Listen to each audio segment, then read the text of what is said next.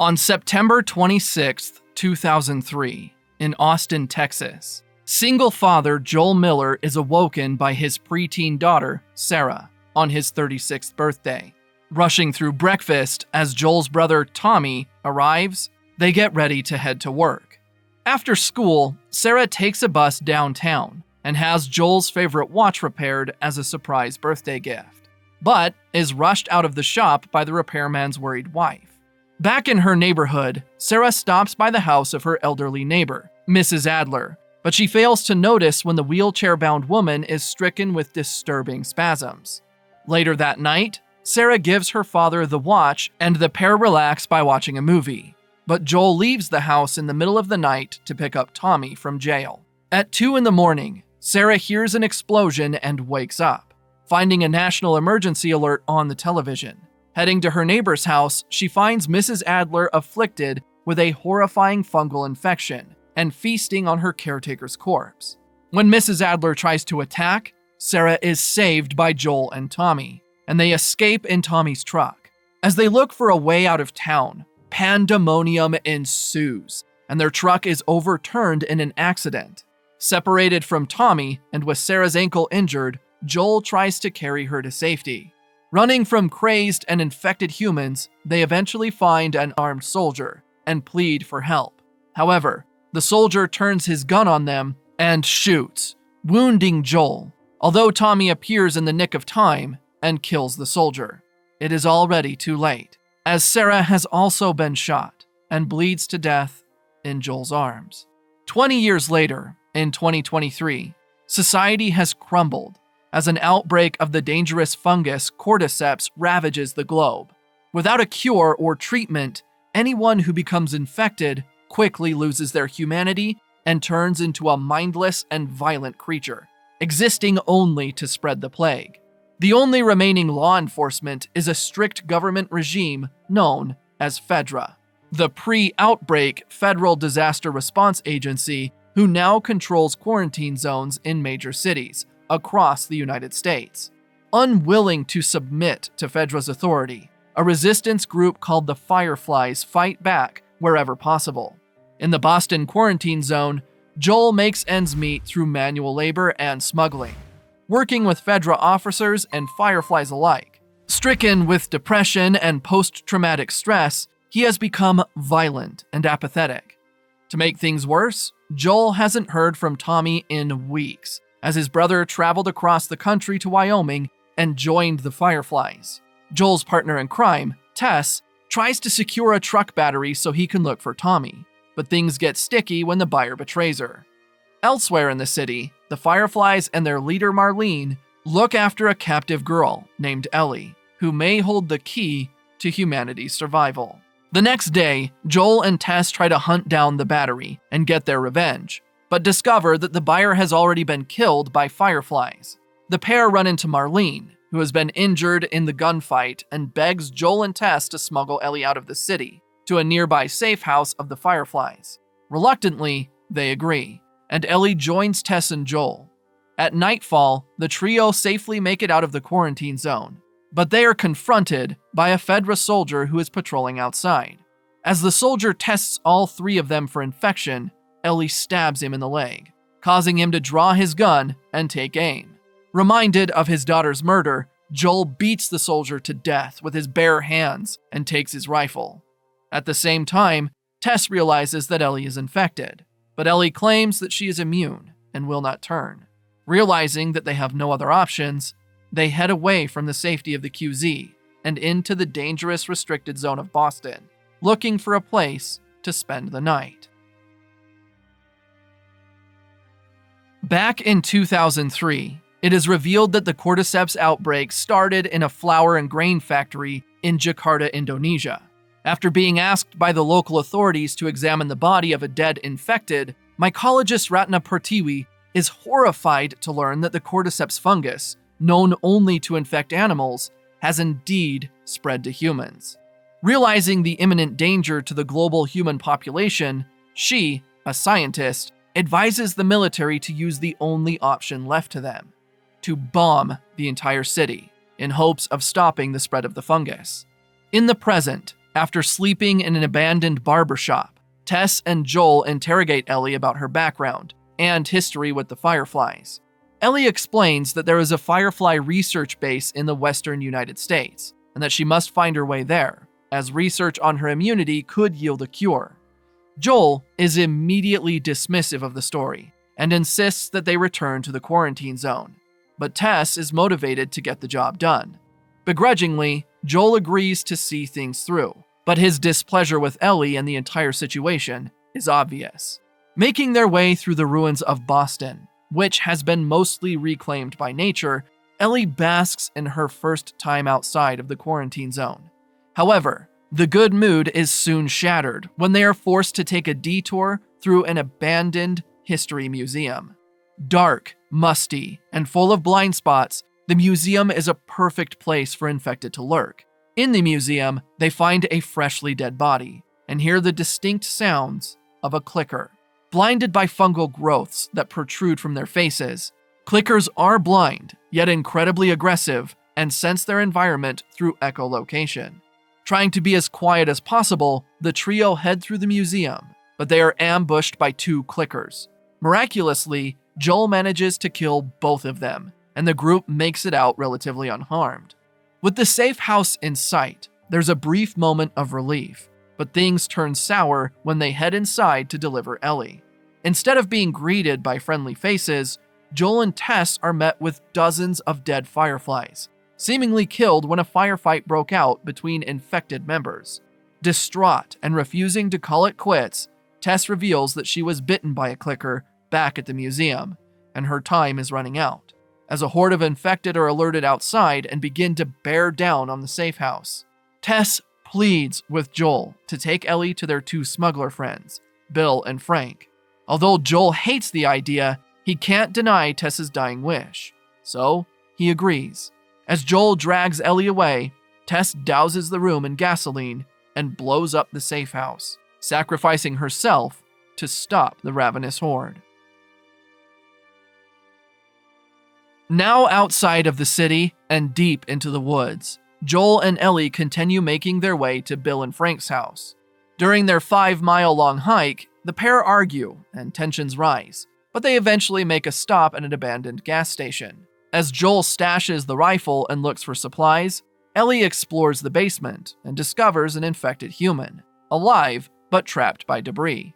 Curious but intimidated, she kills the infected, putting it out of its misery. Later in their hike, Joel teaches Ellie about how the cordyceps outbreak happened, claiming that the fungus mutated and found its way into the global food supply. In just a few days, millions of people were infected, and the world descended into utter chaos, never returning to normalcy. Flashing back to September 30th, 2003, we meet Bill, a survivalist who watches Fedra forcibly evacuate his rural hometown from the safety of his personal bunker. Once the coast is clear, he begins to fortify his home, setting up industrial fencing and laying booby traps for unwelcome guests. Bill lives undisturbed until 2007, when a man named Frank falls into one of his traps. Withered and starving, Frank convinces Bill to take pity on him, and the pair bond over dinner and playing the piano. Unexpectedly, they strike up a romantic relationship, and the grizzled and emotionally secluded Bill finds solace in his newfound lover. In the following years, Frank and Bill stay together, and eventually befriend Joel and Tess via the radio, forming a small smuggling ring. Unfortunately, by 2023, Frank becomes terminally ill, and his quality of life fades. Now similarly elderly and fulfilled in life, Bill cannot see a future without him. After enjoying one last perfect summer day together, Bill and Frank end their own lives, dying in each other's arms at home. When Joel and Ellie arrive at Bill and Frank's house, they realize the upsetting truth. In a letter addressed to Joel, Bill leaves him everything he owns, encouraging Joel to use his supplies to protect those he loves. Compelled by the sentiment and not wanting Tess to have died in vain, he decides to use Bill's truck to track down Tommy in Wyoming, hoping that his brother can lead Ellie to the Firefly base. While Joel takes a shower and prepares for the road trip, Ellie finds a gun and stashes it in her backpack. Packing their things into the truck and driving into uncertainty, a long and challenging trek lies ahead. For the most part, Joel and Ellie's journey is uneventful in the beginning. During the long trip west, the pair bond over cheesy puns and somewhat peaceful nights of camping. But Joel refuses to grow closer to Ellie. He sees their partnership as exclusively business, viewing her as cargo in an effort to distance himself emotionally. In Kansas City, Missouri, things take an unexpected turn when they're forced off the highway and into the tight streets of downtown. Noticing that the quarantine zone has been liberated from Fedra control, they are ambushed by the rebels, and Joel crashes the truck. In the ensuing shootout, he is caught off guard by an attacker, forcing Ellie to intervene. Shaken by the sudden violence, Ellie leaves while Joel finishes off the assailant, stabbing him to death to preserve ammunition.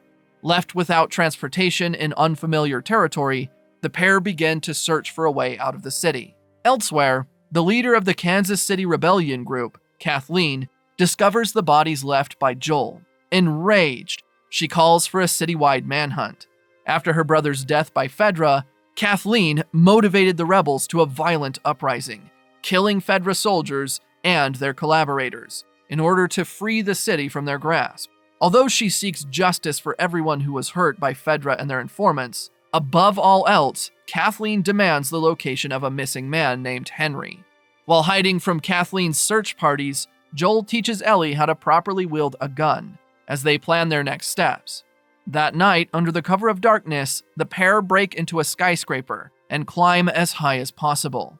Exhausted from the events of the day, they decide to hunker down for the night and look for a way out of the city in the morning. However, they are rudely awoken in the middle of the night and held at gunpoint by two mysterious intruders.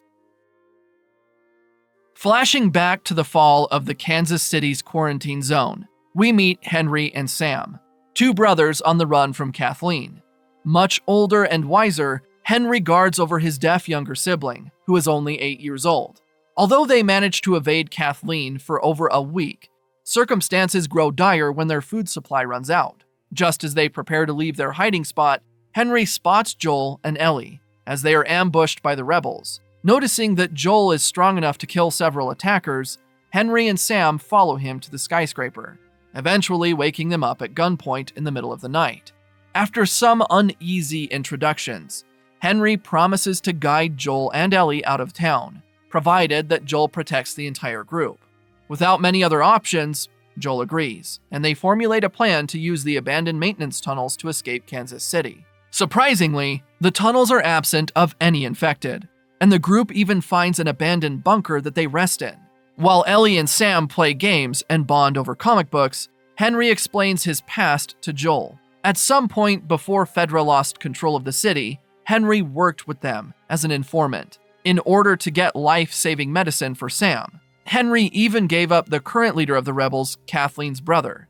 Ashamed of his actions, Henry continues to bear unrelenting guilt, but is convinced that Joel can understand why he did what he did.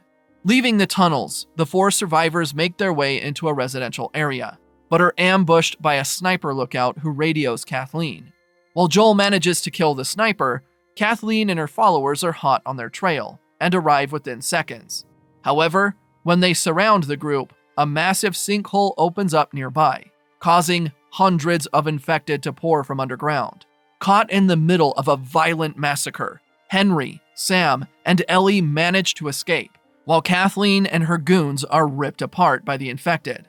Hiding out in a motel for the night, Henry and Joel agree to team up as the group heads west. Unfortunately, in the other room, Sam reveals to Ellie that he was infected during the mayhem earlier. Convinced that she can heal him, Ellie cuts her hand with a knife and spreads her blood on his wound, waiting until morning for the results. However, when she wakes up, Sam has lost his mind due to the fungus and attacks her. As she scrambles into the other room for help, Henry reacts, shooting and killing Sam to protect Ellie. Shocked at the turn of events and unable to cope with the death of his brother, he turns the gun, shooting himself in the head. Left traumatized by the sudden loss, Ellie and Joel bury the bodies and reflect on the short-lived friendship before leaving. 3 months later, Joel and Ellie are now lost in the sprawling plains of Wyoming during a bitter winter.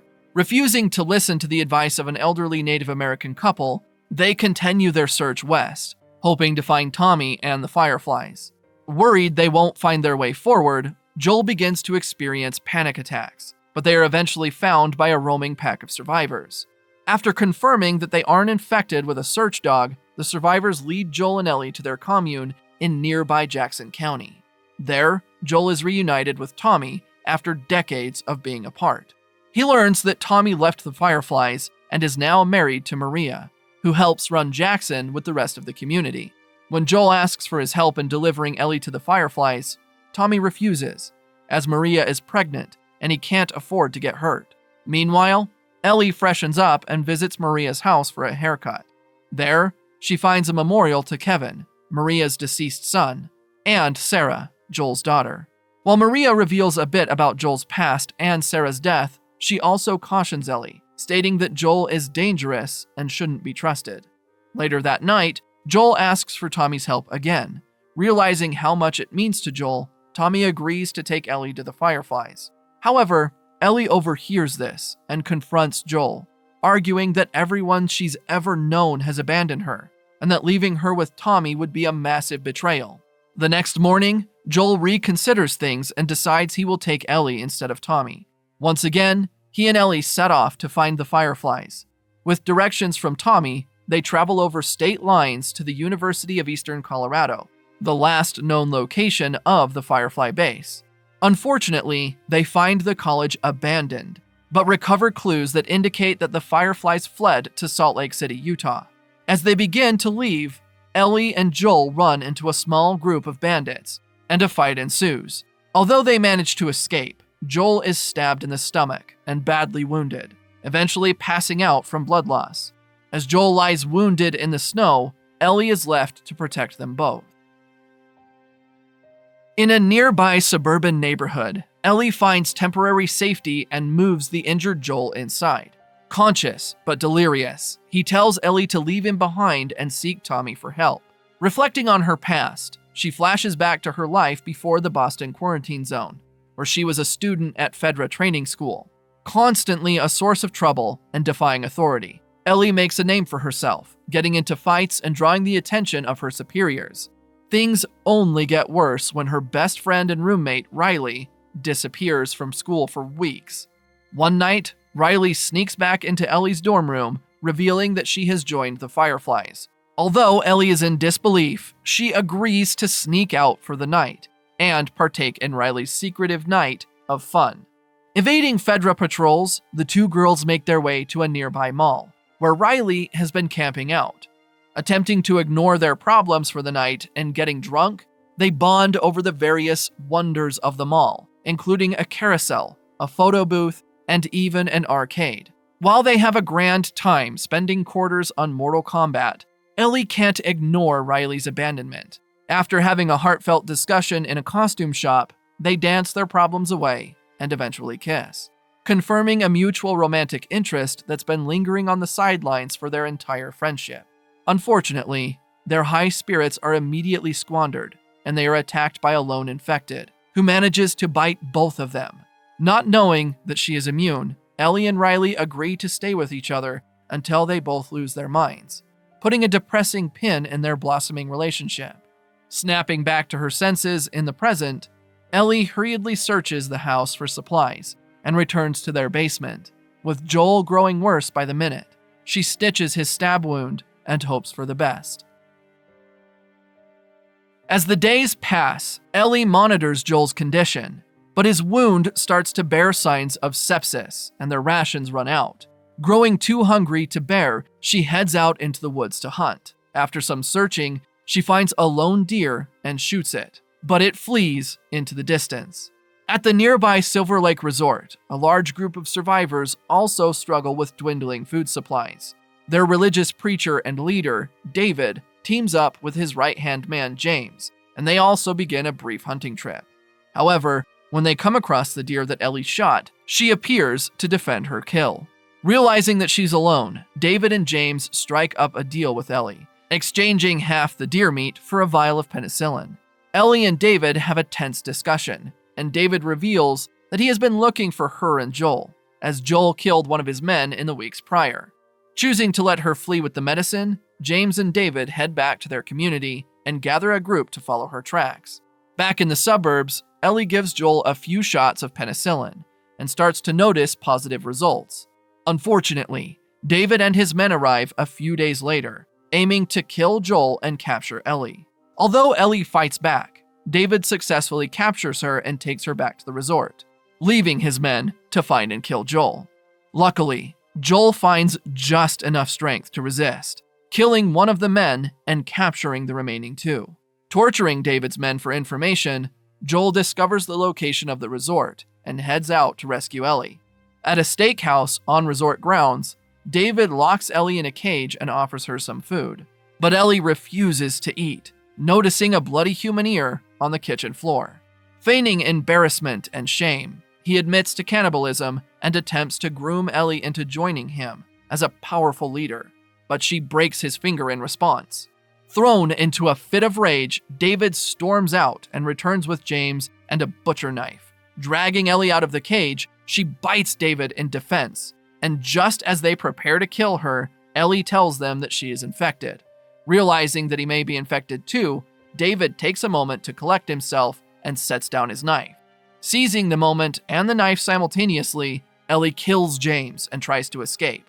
Trapped in the locked restaurant as David stalks her with the butcher knife, Ellie lights the room ablaze, using a smoldering piece of wood from the kitchen stove. As fire erupts around them, David gets a hold of Ellie and tries to assault her, but she manages to grab the discarded blade and delivers countless fatal blows to David's head.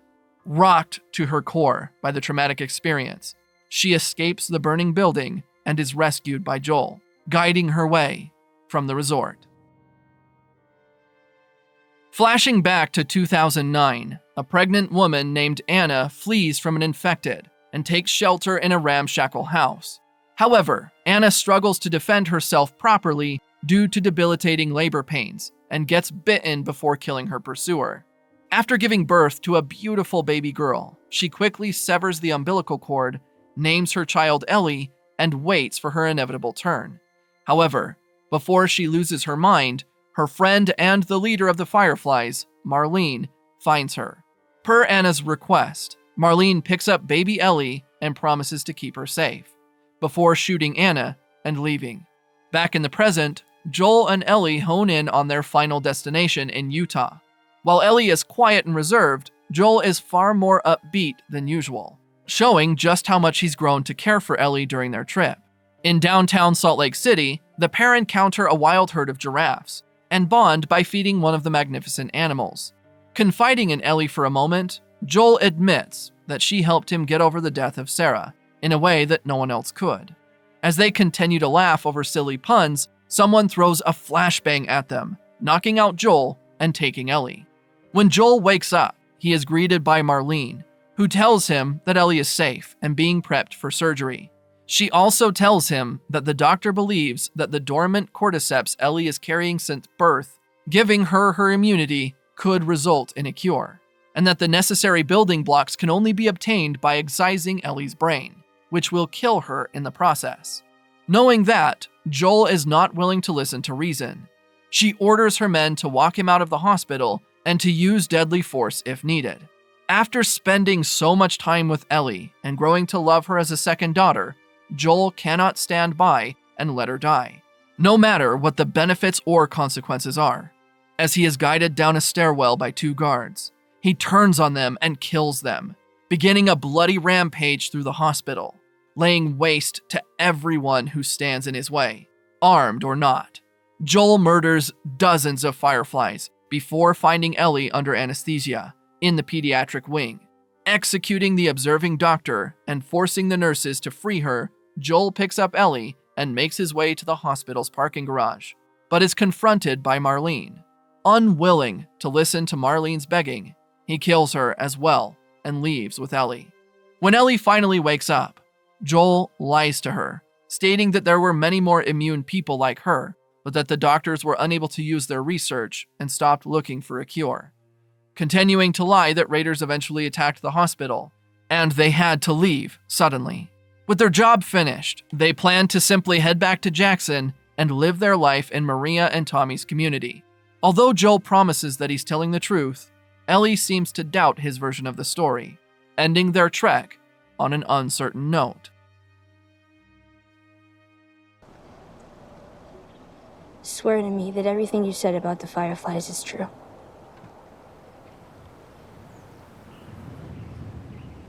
I swear.